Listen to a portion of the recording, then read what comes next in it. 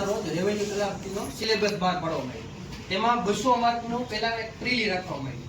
ત્યારબાદ 350 માર્કની મેન્સ, જેમાં 100 માર્કનું ગુજરાતી, 100 માર્કનું ઇંગ્લિશ અને 150 માર્કનું જીકે. સાહેબ, આ ભરતી છે એ છેલ્લા 10 વર્ષથી તો મહેસૂલી તલાટીની થઈ જ નથી.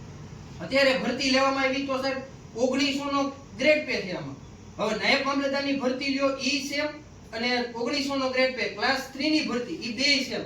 તો સાહેબ ઈ શું કરવા માંગે છે એનો કોઈ અર્થ જ નથી. તાત્કાલિક સિલેબસ બહાર પાડી દેવામાં આવે એની રીતે, અને સીધું સાહેબ અત્યારે જોઈએ તો અમરેલી જિલ્લો તો પછાત જિલ્લો છે.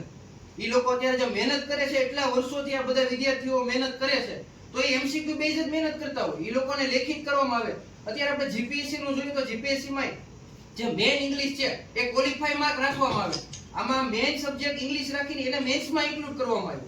તો અમારા બધાનું એક સૂચન છે કે આ જે પરીક્ષા લેખિત છે એને એમસીક્યુ બેઝ કરવામાં આવે. એટલા માટે અમે સૌ તમને આવેદન પત્ર દેવા માટે આવ્યા છીએ.